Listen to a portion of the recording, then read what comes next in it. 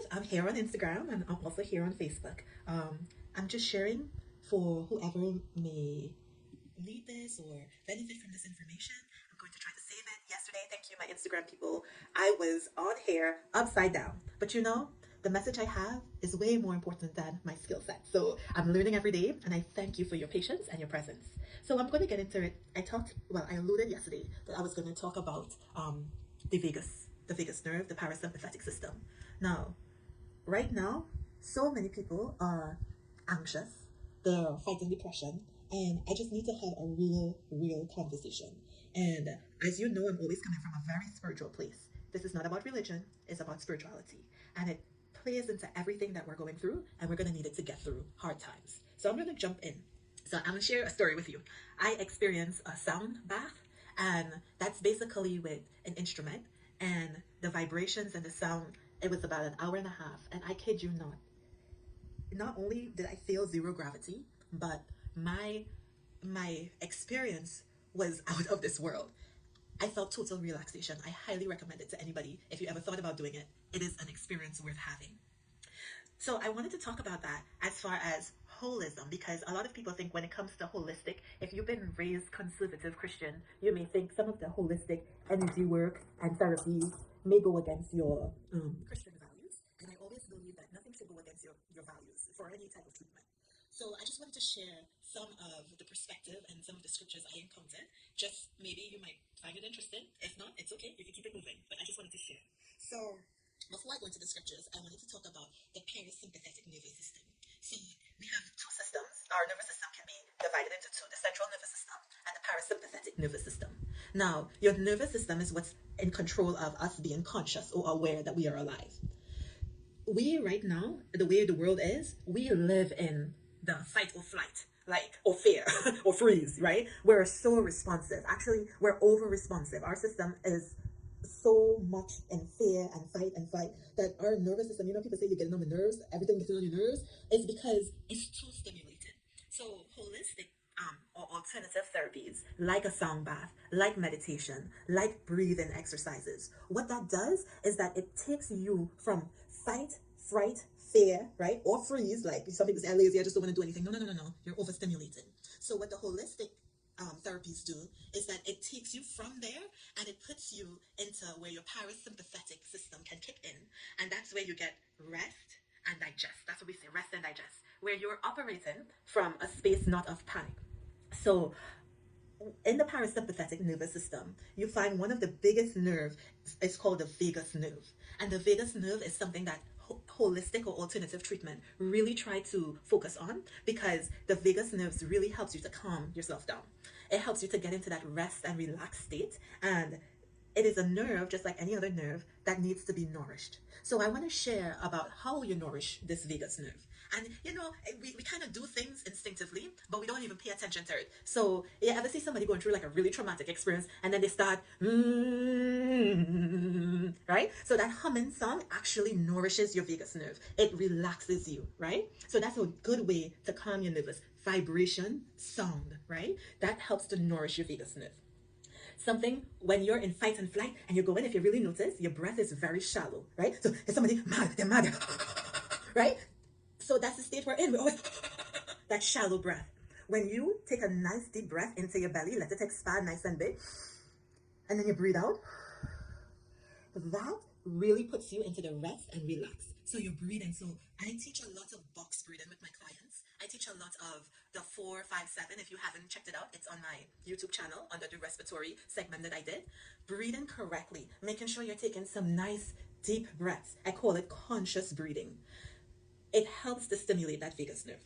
So that's just some, meditation is really good. It helps you to grounding exercises, very good. Going out into nature, very good. All these things really put us into rest and relaxation. Some people get so relaxed that during treatment, they fall asleep. Now, I wanted to dive into the scripture to see, I'm sharing my meditation and my thoughts with you. So the scripture I came through this morning was Hebrews chapter 3, verse 12. And when I read the Bible, it's never just like one scripture. It's always an account. It's always a thought, a full thought. So it goes all the way from 12 to 19.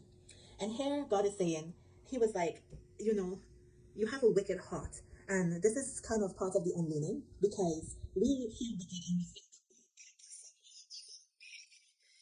If we really take some time to really hear what his complete thought is, I think it's really, really profound. And I learned so much that I wanted to share with you. Okay? So be patient with me for a bit. So he's saying in Hebrews chapter 3, verse 12, he says, you are having a wicked heart. I'm not here to preach, I'm not reading the scripture, but I'm just breaking it down. So he said, your heart is wicked because you lack faith. So what is faith? So when people start talking about faith, they start thinking about religion, faith in God. But that's not what he's saying. He didn't say you lack faith in me. He's not saying you lack faith in this thing. He just says you lack faith. Faith, period. So what is faith, right? Not religious, spiritual. Faith is the assured expectation of things unseen, right? So when you are so sure that something is going to happen, you didn't see it, right? I don't care what your belief system is, but you just know something is going to happen, right? And you are so sure that you start making plans based on that. Then that is faith, right? Assured expectation of things unseen. So when you this life we live, a lot of times we train our mind that you must do it, you must see it, you must be it for something to happen. So if you don't know or you never seen it, it's never been in your experience that something can happen for you, you just like shut your mind out and you say, oh, that's not gonna happen. Well, that's a lack of faith. So in verse 15, God says, you provoke me to anger. They get him vexed, like real angry, right? Why? He said, because of the deceptive power of sin. Now, sin, usually when we think about sin, we're thinking about something somebody do that's wrong, right? But now he is equating this lack of faith to sin. And now he's saying this type of sin is very deceptive. Now, this relates to medical, this relates to relationship, this relates to every single thing we do. And I'm going to make the connections, but let me just finish this complete thought. So, here you get he's talking to a specific set of people. He's talking to the Israelites. The Israelites, not just all Israelites, these particular Israelites that left Egypt. He is saying, not some, because if you read the scripture, Hebrews chapter 3, verse 16 and 17, he didn't say some. He said all of y'all, all. That's what he said. All who went down with Moses, all of you are guilty of sin. What's the sin? Not cheating, beating, lying, thieving, stealing. No, not that kind of sin. He said in verse 18 and 19, they were guilty because they were disobedient, right? They didn't follow his instructions. Why? Because they lack faith. So we have a real problem in our humanity right now. As humans, we stop taking directions. we stop taking directions from our creator, from our body, and we're doing our own thing, right? And so many times we hear word, oh, you must be obedient, you must obey, you must obey. And we are automatically thinking we need to be obedient on the outside. We need to be obedient to these people who are telling us, who know better than us. But that's we're not talking about religion here. We're talking literally. He said you were disobedient, right? And I have to call myself out. I'm calling out all of humanity because we are disobedient, and we're disobedient for ourselves. How many times your body say, I'm tired? And you just say, well, I got this to do. I'm going to push through. Or how many times your body say, I'm hungry. And you say, well, we don't eat later. I got no time for that, right? You ever thought that's disobedience?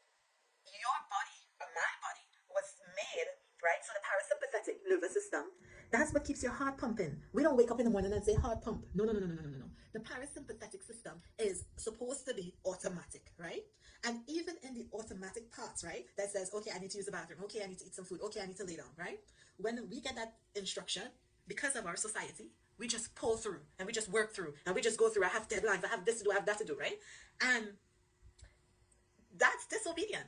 But on another level, let's talk about this lack of faith because it doesn't matter if what your thoughts are about this story and who's talking, right?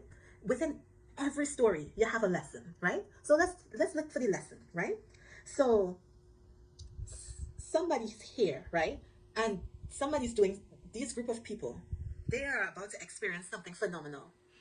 They had to wake up and pack the bags, leave home, right? Not knowing where they're going. They're going into a wilderness. Now, if I go down the street to take my son to the beach, I have to pack so many things. I have to make sure he has something to eat, some snacks, some toys to play with. Like, it's just like a whole thing. It takes me like a day to pack, right?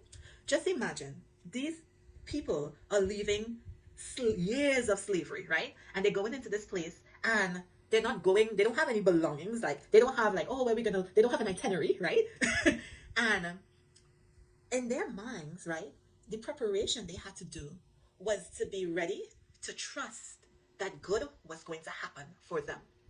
They had to prepare their mind and hearts that something good was about to happen for them.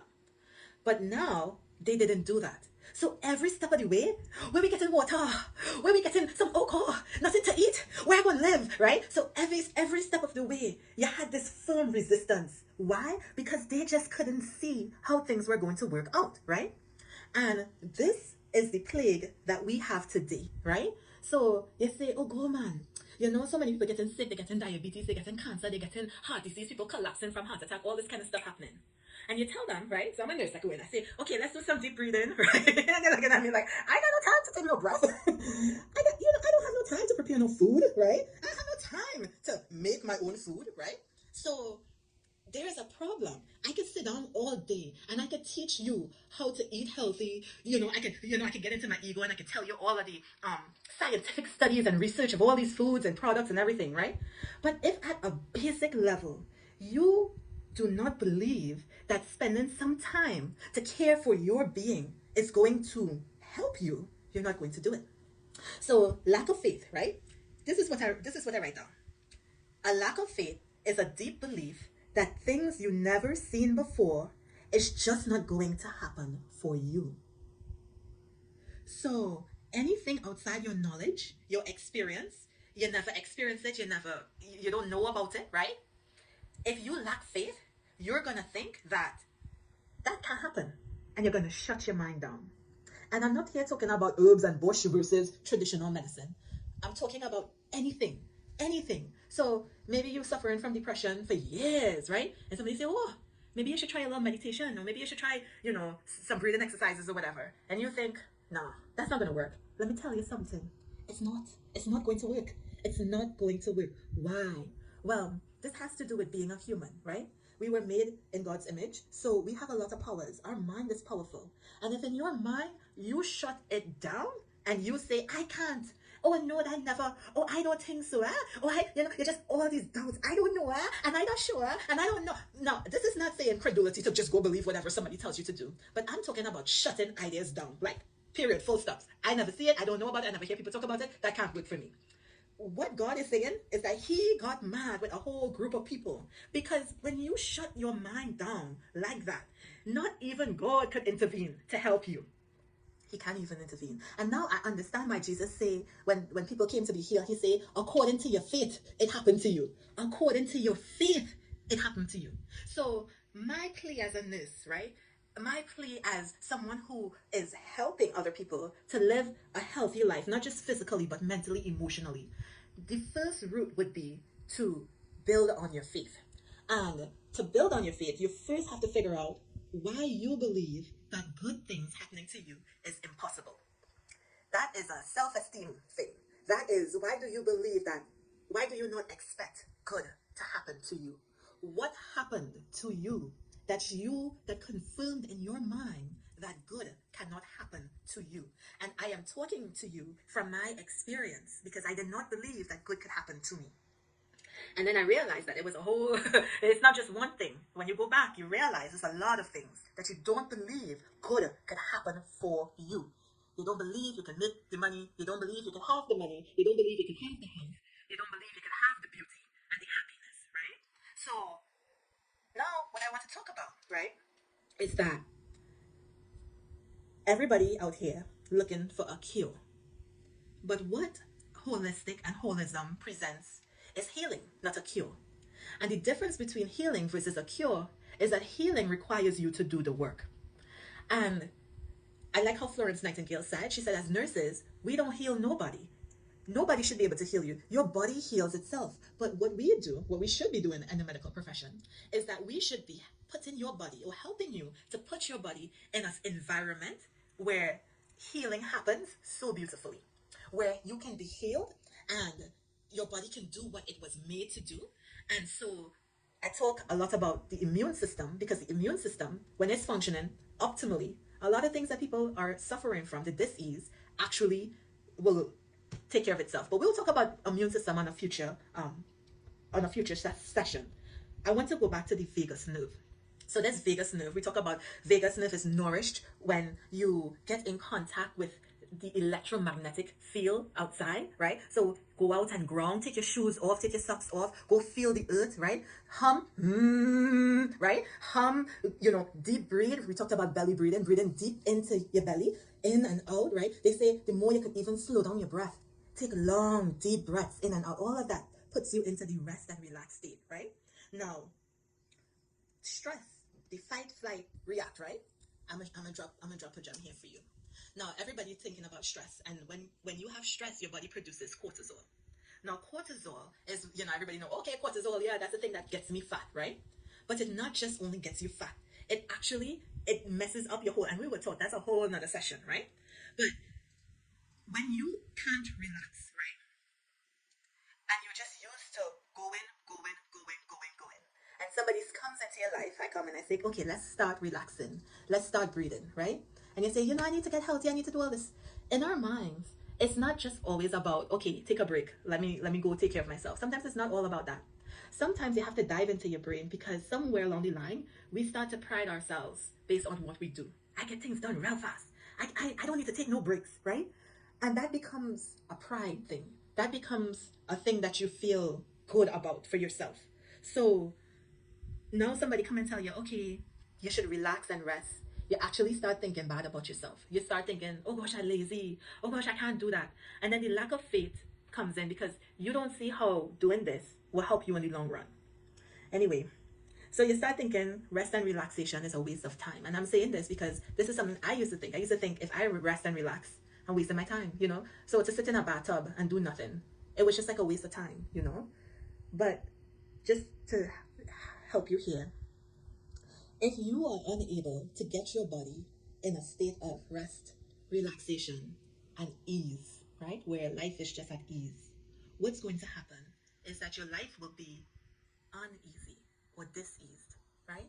And over time, you will see a manifestation of disease or disease, right? So be careful with yourself, be gentle with yourself. Sometimes you have to take a leap of faith. And even if you don't know or you can't see how something is going to work, you know, faith doesn't call for blind, oh, I'm just going to do it. Faith says, let me go get some more information. Let me see who this worked on and what they have to say, right? So I'm not saying to just jump into all sorts of therapies that you don't know what or how. I'm just encouraging you to go get some more information so that you can have openness in your mind and your heart to something that is outside of your experience that you never experienced or you don't know the outcome to. So this is my thought for today. You know, I just lack of faith. I always used to think of myself as a person with very, very strong faith. But I realized that faith is not just limited to a religious process of saying, I believe in God. But faith is more than that. Faith is believing in something that is outside of your experience. And I'm just here to encourage you to open your mindset, not just by credulity because I said it, but be willing to do your research. Be willing to explore something that is outside of you. So this is my message for today. You know, I don't want to end on a grim note, but these people, something that was really interesting, it says that God became disgusted with them and their dead bodies fell in the wilderness. And I thought, he called them dead before they fell. They didn't fall down dead. He said their dead bodies fell. And I think how many of us, right, by the time we reach 20, 30, 40, we refuse to be obedient to the instructions and the cueings of our bodies. And we're still alive, but something in us died long time ago. And then it takes 40 years later, and then we get buried. So many people, they're scared of dying, but they're not even realizing that every time you don't take instructions from your cell, they begin to die. So I'm all about life, preservers of life, and preserving your life is not just about keeping you out of the ICU. Preserving your life is making sure that you're not just alive, but you have vibrance and energy, clarity, peace of mind, inner peace. And all of that requires faith. And it also requires courage. So tomorrow, hopefully, I'll be on.